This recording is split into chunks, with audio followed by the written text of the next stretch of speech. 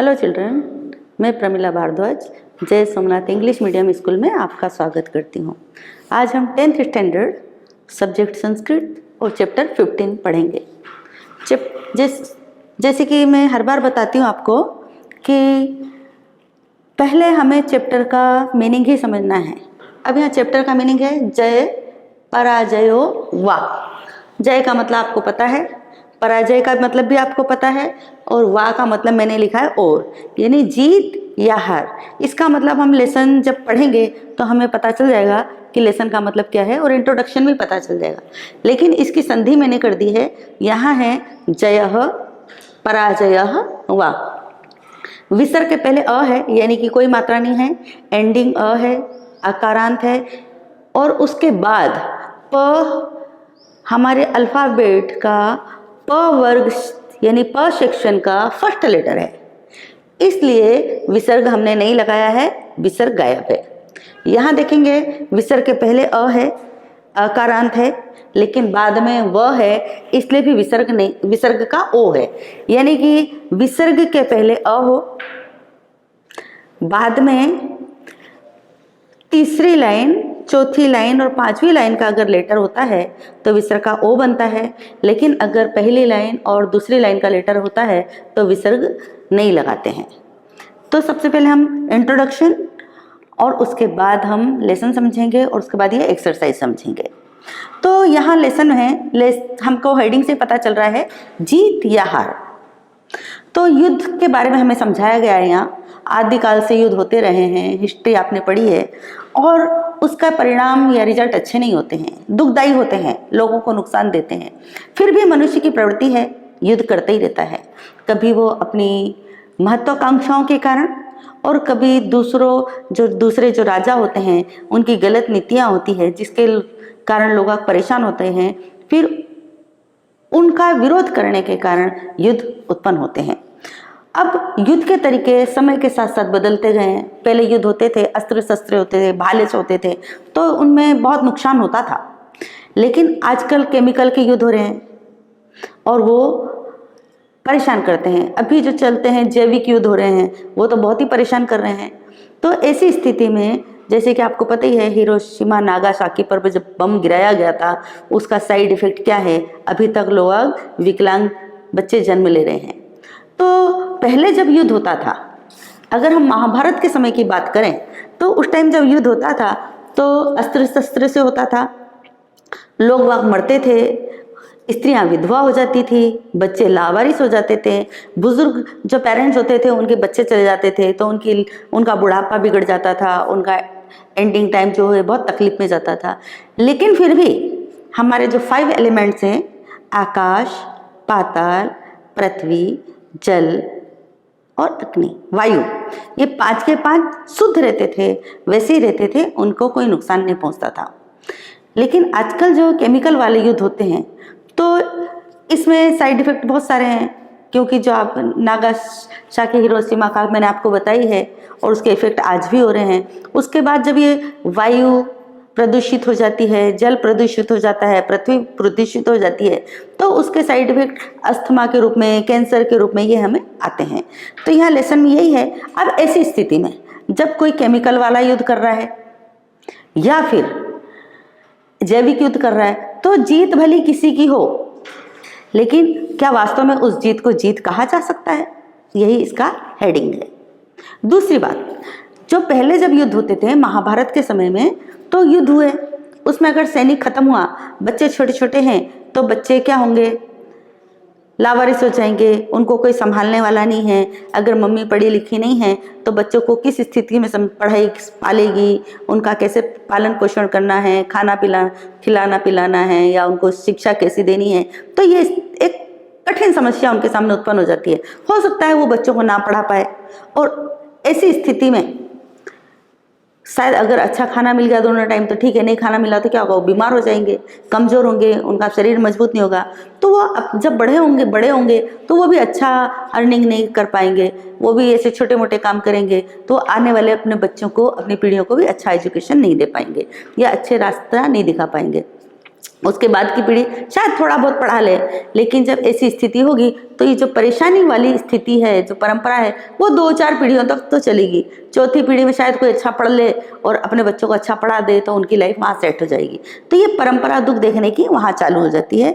तो ये इसमें इस युद्ध में, चाहे वो जैविक युद्ध हो, चाहे रासायनिक युद्ध हो, चाहे सामान्य युद्ध हो, परेशानी तो लोगों के साथ साथ निर्दोष लोगों को भी होती है। तो यहाँ लेसन हम चालू कर रहे हैं। एकदा स्वर्ग स्थित अर्जुन पृथ्वीं द्रष्टुम काम भूलोकम आगच्छत। फर्स्ट सेंटेंस से पता चल गया है कि अर्जुन की बात है। अर्जुन महाभारत के एक कैरेक्टर हैं। ये एक स्टोरी है।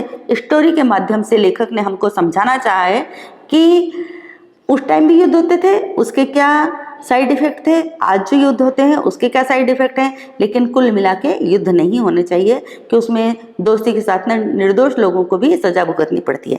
तो आप ये नहीं सोचना कि ये क्या है, अर्जुन कैसे आए स्वर्ग से। ये स्टोरी है। स्टोरी के माध्यम से हमें शिक्षा दी गई है कि हमें ऐसी प्रवृत्ति नहीं रखनी चाहिए, युद्ध की प्रवृत्ति नहीं रखनी चाहिए। तो एकदा स्वर्ग स्थित अर्जुन पृथ्वीं द्रष्टुम काम भूलोकम आगच्छत। एक बार स्वर्ग में रहने वाले अर्जुन पृथ्वी को देखने की इच्छा से पृथ्वी पर आए, भूलोक पर आए। प्राप्त भूलोक सह महांत जय घोषम श्रुतवान। जब वो पृथ्वी पर आए तो उन्होंने बहुत तेज आवाज सुनी जय घोष की। यानी कुछ एक ग्रुप था मनुष्यों का जो कहीं जीत गए होंगे, तो वो विजय होने के बाद आवाज कर रहे थे। अब यहाँ लिखा है श्रुतवान। वो लड़का है इसलिए लिखा है श्रुतवान, सुना। अगर लड़की होता तो वो लिखते श्रुतवती, उन्होंने उस लड़की ने सुना। अगर वो न्यूटर होता तो लिखते श्रुतवत। यानी कि ये कर्तृभूत कृदंत कैफिक्स है। वहाँ लड़कों के लिए वान लगता है, लड़कियों के लिए वती लगती है और न्यूटर के लिए वत लगता है।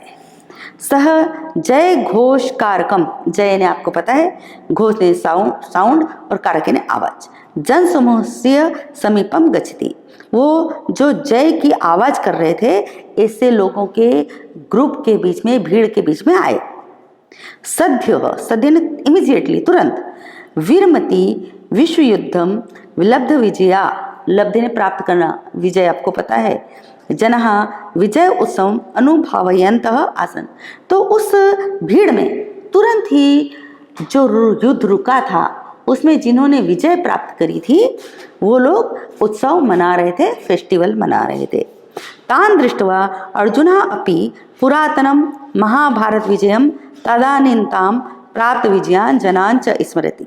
उन्हें देखकर अर्जुन भी पुरातन मैंने पुराने समय के महाभारत के विजय के और उसके बाद जिन्होंने विजय प्राप्त की उन लोगों को याद करते हैं।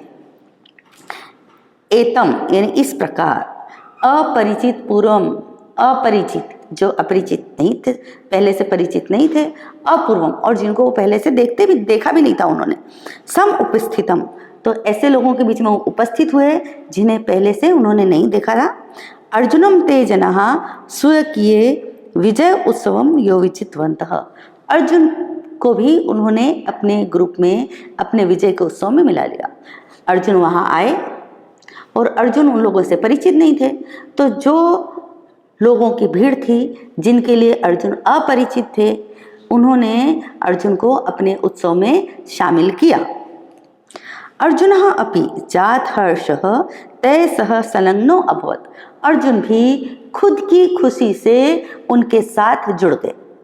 हमारे सोसाइटी में होता है ना, कभी हमारे यहाँ सोसाइटी का फंक्शन होता है और हमारे यहाँ कुछ गेस्ट आ गए होते, तो हो सकता है सोसाइटी वाले उन्हें नहीं जानते हो, लेकिन उसमें उत्सव में हमारे फैमिली मेम्बर जो आते हैं या रिलेटिव होते हैं, उन फ्रेंड होते हैं, वो भी उसमें जुड़ जाते हैं। तो इस तरह वो भी अपनी खुशी से उस उत्सव में जुड़ गए।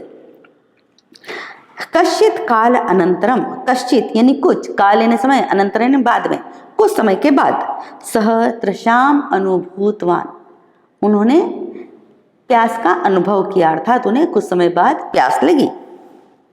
अभ्यागतेन तेन अश्वः एको याचितः। अब जो वो यहाँ आए थे कुछ लोग, जो भीड़ इकट्ठी हुई थी, उनमें से किसी एक से अर्जुन ने क्या करा, एक घोड़ा मांगा। एको याचित, याचित ने मांगना या रिक्वेस्ट करना। याचितो अश्व असो, और उस मांगे गए घोड़े पर अश्वम आरूह जलम पातुम नगराद बहि स्थितम एकम परिचितम पूर्वम सरोम गतवान। और उस मांगे गए घोड़े पर वो सवार हुए और उस पर बैठकर जल पीने के लिए नगर के बाहर एक सरोवर था जिसे सब लोग पहले से जानते थे, वहां वो पानी पीने के लिए गए। तत्र यदा सह जल पानाय उद्यत भवति, और जैसे वो जल पीने के लिए उद्यत हुए, रेडी हुए, तदा कश्चित पुरुषस्य ध्वनिम श्रुतवान, वैसे ही किसी पुरुष की ध्वनि उन्होंने सुनी। महाशय सग्रम इदम जलम, महाशय ये जल जो है जहरीला है, अधुना अपेयम अस्ति, अभी पीने लायक नहीं है, अपेयम है। देखो, पेयम यानी पीने लायक, अपेयम यानी पीने लायक नहीं। वापस से ध्यान से सुनो, पेयम यानी पीने लायक, अपेयम यानी पीने लायक नहीं, अपोजिट में चला गया।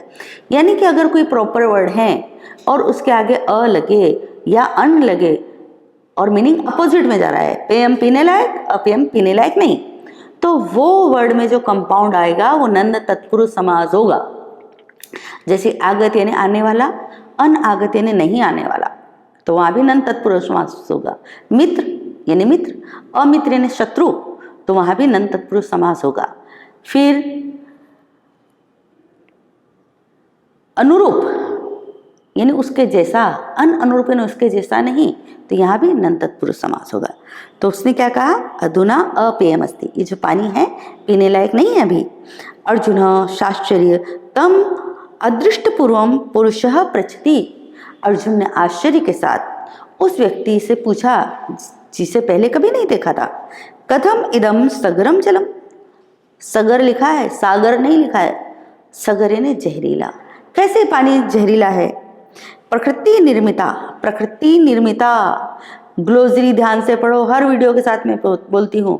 और प्रकृति निर्मिता का मीनिंग आपको मिलेगा प्रकृति द्वारा बनाया गया, नेचर द्वारा बनाया गया। अब बीच में द्वारा शब्द आ रहा है, तो यहाँ तीसरी विभक्ति में आता है, इसलिए आएगा तृतीया तत्पुरुष समास। तो प्रकृति निर्मिता सरोवरा तो सर्वदेव पे जला एवं भवन्ति, जो नेचर जिस पौंड को बनाते हैं तो वो पौंड का पानी तो हमेशा पीने लायक होता है। अब नदियां हैं, हमारे यहाँ आता है पानी, नर्मदा का पानी आता है, तो हमेशा पीने लायक होता है, ऐसा नहीं होता कि हम उसे नहीं पीते हैं। तो उन्हें आश्चर्य हुआ और उन्होंने पूछा कि ऐसा कैसे, प्रकृति द्वारा जो भी चीज पौंड बनाए जाते हैं उनका पानी हमेशा से ही पीने लायक रहा है। स्वरेण युवक कायन वृद्ध, अब जो व्यक्ति था स्वर से कैसा था, यंग था, बॉडी कैसी थी, काया यानी बॉडी, यहाँ लिखा है कायन, तीसरी विभक्ति बॉडी के द्वारा, बॉडी से कैसा था, वो वृद्ध था। इव कश्चित भग्न दंत, भग्न ने टूटा हुआ और उसके कुछ दांत टूटे हुए थे। धवल केश, बाल सफेद थे। सदंड, हाथ में डंडा था।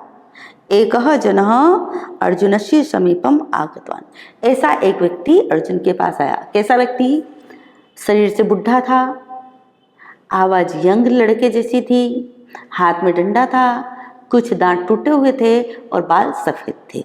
ऐसा व्यक्ति अर्जुन के पास आया। अदृष्ट पूर्वम तादृशम जन्म दृष्ट्वा अर्जुन आश्चर्यचकितः सज्जात,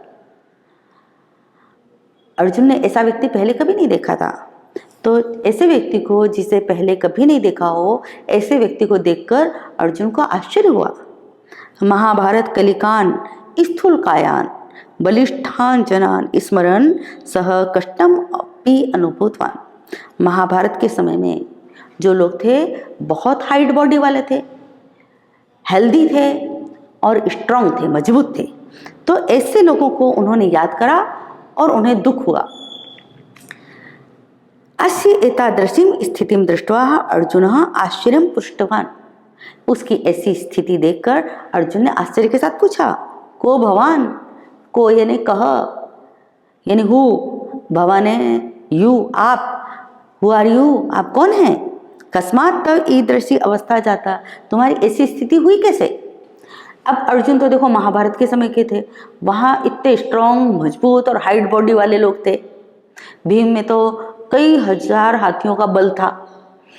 अब वैसा व्यक्ति जो यंग है शरीर बुढ़े जैसा है, दांत टूट गए हैं, बाल सफेद हैं और अपनी ताकत से चल भी नहीं पा रहा है, उसने लकड़ी का सहारा लेकर रखा। तो अर्जुन ने उसे देखा और महाभारत के समय के लोगों को याद करा और उन्हें दुख हुआ उन्हें, और फिर उन्होंने पूछा कि आप कौन हैं और आपकी ऐसी स्थिति हुई कैसे। सह प्रत्यवदत, वदति ने कहना, प्रत्यवदति ने जवाब में कहना, अर्थात उसने रिप्लाई किया, अहम अस्य देशस्य एकः सैनिकः, मैं इस देश का एक सैनिक हूँ। विगतेषु कतिपयेषु मासेषु बहुनाम देशानां परस्परम युद्धम अभवत्, पिछले कई महीनों में कई देशों का आपस में युद्ध हुआ। तत्र विविधानि शस्त्राणि प्रयुक्तानि, और उस युद्ध में अलग अलग प्रकार के बहुत सारे वेपन्स का यूज किया गया। तस्मात् कारणात् जलम स्थलम वायु प्राणिनः इत्येव बहुविधम जगत विविध रूपेण प्रभावितम अस्ति, और इसी कारण से जल, पृथ्वी, वायु और जीव जंतु ये सभी अलग अलग प्रकार से और बहुत तरीके से प्रभावित हुए हैं। किम ते कथयामि, मैं आपसे क्या कहूँ। शस्त्र अस्त्र निर्गते प्रदूषिते सर्वं वस्तु जातम प्रदूषितम विस्मयम च सज्जातम, ये जो वेपन्स हैं उनमें से जो जहरीली विषैली चीजें निकली हैं उससे सारी चीजें प्रदूषित हो गई हैं। अस्य सरोवरस्य जलम अपि एतस्मात् एव कारणात् सग्रम अस्ति, और ये जो पोंड का पानी है वो भी इसी कारण से हुआ है। किस कारण से? जो वेपन्स में से जो केमिकल वाली प्रदूषित या जहरीली गैस निकली है उन्हीं के कारण ये पानी भी जहरीला हो गया है। अत्रंत्र जलम पीतवा पीतवा मदियाः ऐसा स्थिति सज्जाता, यहाँ का पानी पी पी कर ही मेरी ऐसी स्थिति हो गई है। मदियः पुत्र इदम एव जलम पीतवा विगत दृष्टि गंभीर कूपे पतितो मृतश्च, और इसी कारण से मेरे पुत्र की आंखें चली गई, आंखों की रोशनी चली गई और वो गहरे कुएं में गिरकर मर गया। मदिया भार्या विस्मयस्य वायोः प्रभावेन निरुद्ध श्वासा दिवंगता, भार्या यानी पत्नी, मेरी पत्नी विस्मयस्य यानी जहरीली, वायोः यानी वायु के, प्रभावेन यानी प्रभाव से, निरुद्ध श्वासा, श्वास का मतलब श्वास, और निरुद्ध यानी उसकी सांस रुक गई, दिवंगता अर्थात उसकी मृत्यु हो गई। मेरी पत्नी जहरीली वायु के प्रभाव से उसकी सांस रुक गई और उसकी मृत्यु हो गई। प्रतिदिनम जलस्य पानस्य गत प्राणान जीवान पश्यन् भुक्त भोगः अहम अत्र स्थित्वा पशु पक्षी मानवान अस्य जल पानात वार्यामि, हर दिन मैं इस जल के पीने वाले और उनसे उस पानी को पीने से जिनकी मृत्यु हो गई है उनको मैंने देखा है। मैं देखता हूँ ये पानी पीने से जिनकी मृत्यु हुई है उन्हें मैंने देखा है, और मैं खुद भी भुक्त भोगी हूँ, अर्थात मेरा शरीर इस कंडीशन में आ गया है। मेरा पुत्र जो था वो अंधा हो गया, कुएं में गिरकर मर गया, मेरी पत्नी की सांस रुक गई और उसकी डेथ हो गई, तो मैं खुद भी भुक्तभोगी हूँ। इसलिए मैं यहीं रहता हूँ और पशुओं को, पक्षियों को और मनुष्यों को ये पानी पीने से रोकता हूँ। वार्यामि यानी रोकता हूँ। अर्जुनः वृत्तान्तं एतं श्रुत्वा पुरातनीयस्य महाभारत अभिधनस्य युद्धस्य परिणामं स्मृतिपथम आनयति। अब अर्जुन ने सारी बातें जब सुनी, सारी स्टोरी जब सुनी, तो उन्होंने महाभारत के युद्ध के परिणाम को याद करा और सहविचार्य थी, और उन्होंने सोचा यत् तदा बहुनाम जनानाम संहार जाता, उस समय जबकि बहुत सारे लोगों का संहार हुआ, उन्हें मारा गया, तेन च परिवारेषु आपदानाम परंपरा प्रवर्तिता, और उनके परिवारों में परेशानी देखने की एक परंपरा अस्तित्व बन गई, रिवाज सा बन गया, सिस्टम सा बन गया। परंतु जल वायु भूमिया आकाशादयो महाभूतास्तथैव शुद्धः आसन्, परंतु जल वायु भूमि आकाश ये सारे जो 5 एलिमेंट्स हैं वो वैसे के वैसे ही शुद्ध थे। ते जीवानाम कृते यथा पूर्वम उपयोगिनः आसीत्, और वो जीवों के लिए वैसे के वैसे ही उपयोगी थे। संप्रति यद अहम पश्यामि, जबकि मैं अभी देखता हूँ, तद अधिकम सोचनीयम अस्ति, तो वास्तव में बहुत सोचने वाली बात है। किम अयम अधुना प्रवर्तितः मानवस्य जयः जय अस्ति पराजय, तो अभी जो हो रहा है वो वास्तव में मनुष्य की जीत है या हार है। एवं सशोकः अर्जुनः अपीतजलः एवं ग्रहित चिंततः पुनः स्वर्गम प्रत्यागतवान। इस प्रकार अर्जुन दुखी हुए और शोक के साथ ही, शोक यानी दुख के साथ ही, अर्जुन ने पानी नहीं पिया और चिंता लेकर वापस स्वर्ग में चले गए। ये तो हमारा लेसन कंप्लीट हुआ। इसके साथ ही अभी हम एक्सरसाइज करेंगे। पहले देखो, आपके साथ एक प्रॉब्लम होती है और वो प्रॉब्लम ये होती है कि आप बोलते हो कि हमें टेंस समझ में नहीं आता है। अगर लिखा है कि ये मी अहम खादामी सह अपश्यत सह गच्छति, तो हमें पता नहीं चलता है, हमें समझ में नहीं आता है। तो समझ में तो नहीं आएगा, वो इसलिए नहीं आएगा कि आपको जो सिस्टमेटिक मेहनत करनी है वो करते नहीं हो। आप टेंस याद नहीं हो। अगर मैं पूछूं आपसे कितनों को टेंस याद है, तो 100 में से 1 जने या 2 जने या 3 जने मुझे बोलेंगे टेंस मुझे याद है। तो सबसे पहली शर्त है कि आप टेंस पूरा याद करो, और विभक्ति टेंस में आपको प्रेजेंट टेंस के दोनों पद, पास्ट टेंस के दोनों पद, फ्यूचर टेंस के दोनों पद, इम्परेटिव मूड और पोटेंशियल मूड के दोनों पद, यानी कि 5 टेंस हैं वो आपको याद करने हैं। विभक्ति में आपको जन की विभक्ति, मुनि की विभक्ति, भानु की विभक्ति, लता की विभक्ति और भूमि और नदी और फल की 7 विभक्ति याद करनी। और जब ये याद करोगे तो आपको सीधे सीधे पता चलने लग जाएगा क्या है, मैं समझाऊंगी। और ये जो मैंने आपको अभी जो समझाने वाली हूँ वो आपकी इसी प्रॉब्लम के कारण मैं समझा रही हूँ। दूसरी बात, बॉस आप चाहते तो हो कि मैं इसमें आ जाते हैं 100 में से 100 मार्क्स आते हैं तो हम भी 100 ला सकते हैं, ले आएंगे। लेकिन अपनी प्रॉब्लम क्या होती है कि हम मेहनत उतनी नहीं करते जितनी हमें करना चाहिए। आपको अगर सिर्फ 7th 8th तक की टेबल याद हो, 9th तक की टेबल याद हो, तो आप 100% मार्क कैसे ला सकते हो? नहीं ला सकते। उसी प्रकार जब टेबल्स होंगे ही नहीं, आपको याद ही नहीं होंगे, तो आप सम करोगे भी तो कैसे? तो उसी प्रकार जब तक आप टेंस याद नहीं करोगे, विभक्ति याद नहीं करोगे, तो ये समस्या आपके सामने आएगी। तो सबसे पहली चीज़ यही है कि आप 2-3 दिन में सारे टेंस निपटा डालो, 1 वीक में टेंस और विभक्ति सारी निपटा डालो, उसके बाद याद करने की कोशिश करो। सब चीज़ फिर आपको समझ में आ जाएगी। आप सोचोगे आप ट्रांसलेशन याद कर लेंगे, तो वहाँ भी आप इसमें गड़बड़ तो करोगे। इसलिए सबसे पहली शर्त है कि आप टेंस याद करो, दूसरी शर्त है विभक्ति याद करो, और तीसरी जब आप पढ़ना लगो, याद करने की तैयारी करो, एग्जाम की तैयारी करो, तो इंट्रोडक्शन पढ़ो, ग्लोसरी पढ़ो। ग्लोसरी में चाहे वो कृदंत हो, फेमिनाइन हो, मस्कुलाइन हो, न्यूटर हो, वर्ड्स मीनिंग हो, सब पढ़ने हैं, कंपाउंड हो, विभक्ति हो, सारी पढ़नी पड़ेगी। तो फिर आपको लेसन समझ में आ जाएगा। और फिर जब आप इसके बाद लेसन पढ़ोगे तो आपको एक्सरसाइज के लिए ज़्यादा मेहनत नहीं करनी पड़ेगी, वैसे आ जाएगा। तो वो कैसे करना है ये मैं आपको बताती हूँ। अभी देखो, पहले तो हम टेंस समझ लें। मैंने एक टेंस का एक ही पद लिखा है। यहाँ प्रेजेंट टेंस का परस्मैपद पद लिखा है और यहाँ पास्ट टेंस का मैंने परस्मैपद पद लिखा है। तो प्रेजेंट टेंस का परस्मैपद पद में सिंगुलर है मी, ड्यूअल है वह, मह, यानी हमारा फर्स्ट पर्सन होता है, सेकंड पर्सन होता है और थर्ड पर्सन होता है। और ये सिंगुलर है, ये सारे तीनों वर्ड, ये ड्यूअल है और ये प्लूरल है। तो पहली लाइन है मी, वह, मह, सी, थह, थ, ती, तह, अंति। अगर मैं अकेली हूं और मैं खाना खा रही हूं तो मैं क्या बोलूंगी? अहम खादामी। हम 2 हैं तो आवाम खादावह, बहुत सारे हैं तो वयम खादावह, खादामह। तो जब आप टेंस करोगे तो आपको पता ही चल जाएगा, ये लगाओगे सिंगुलर, ये लगाओगे ड्यूअल, ये लगाओगे प्लूरल।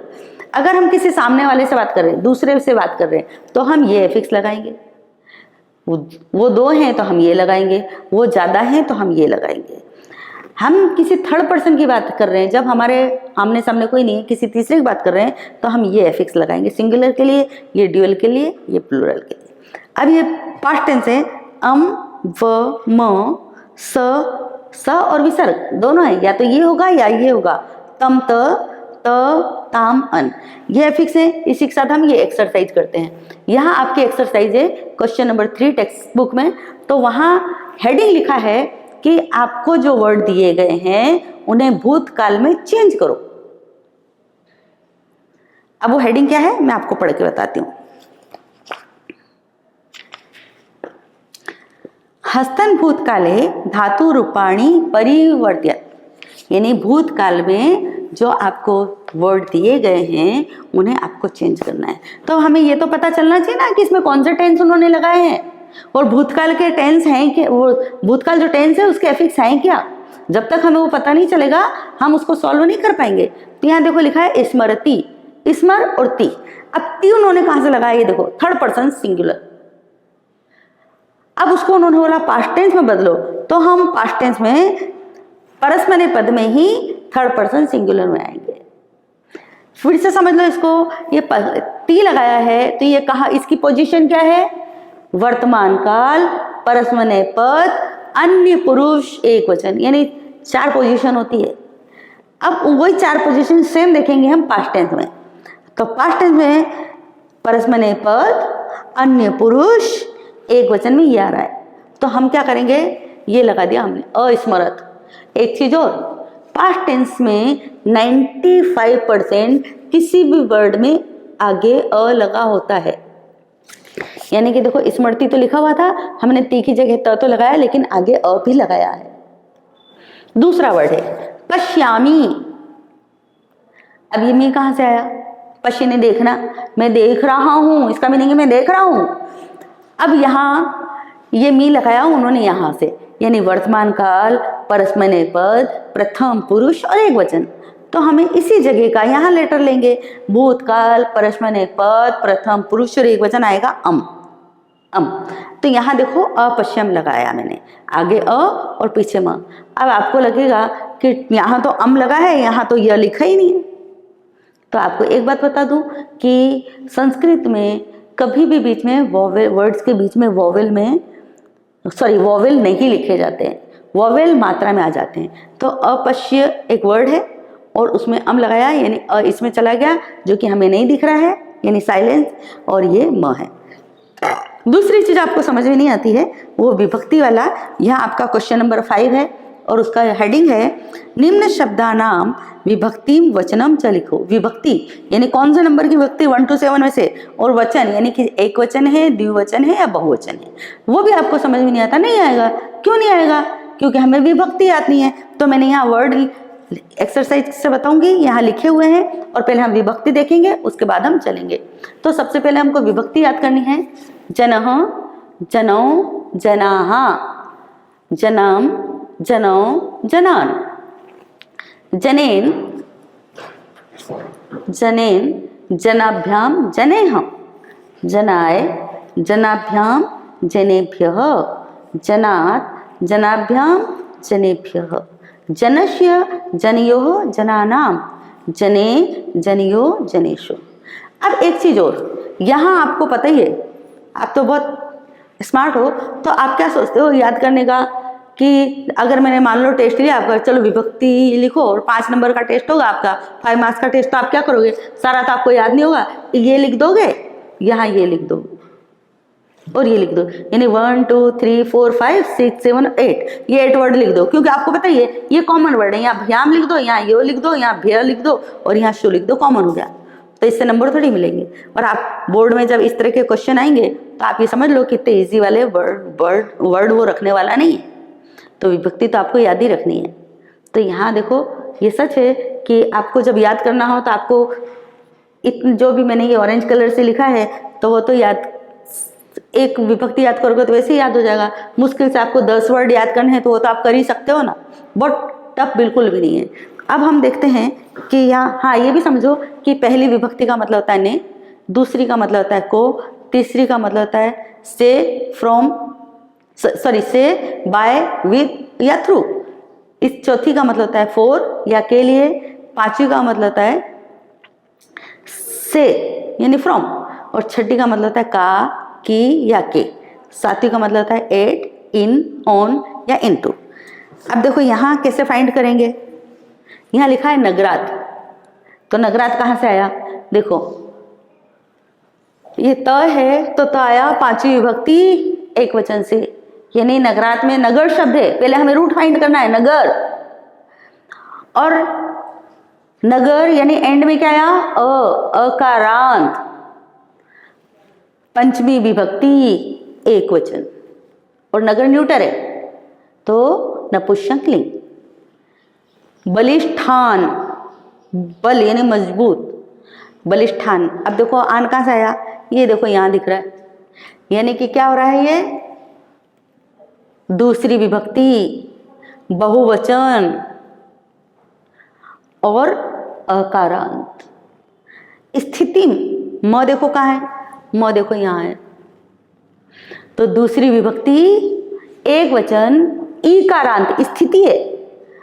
एंड में हमारा प्रोनाउंसिएशन है स्थिति ई, तो इकारांत। इकारांत का मतलब है एंडिंग ई। माशेषु, ये देखो शु कहाँ लिखा है? ये सप्तमी विभक्ति बहुवचन, और उसका मेन वर्ड क्या है? मास, यानी अकारांत। बहुनाम, बहुनाम देखो नाम यहाँ आया तो बहु नाम, और बहु यानी एंडिंग क्या आ रहा है? उ, तो उकारांत। इस प्रकार आप इसको फाइंड कर सकते हो। दूसरी बात, जब तक विभक्ति होगी नहीं। और एक बात और बता दूं कि खाली जन की विभक्ति थोड़ी पूछने वाला है। विभक्ति लड़कियों की अलग थोड़ी सी चेंज होती है, लड़कों की थोड़ी चेंज होती है, और उसमें भी ई की मात्रा और उ की मात्रा में फर्क होता है। तो विभक्ति याद करो और फिर ये सारी एक्सरसाइज करो, ट्रांसलेशन करो, और इसके साथ ही हमारा कंप्लीट हो रहा है। आपको जो भी है पीडीएफ वगैरह आपको मिल जाएगा, सबका सब CW में लिखो। अगर आप नहीं लिखोगे तो आपको याद करना थोड़ा तकलीफ पड़ने वाली है। Okay, bye.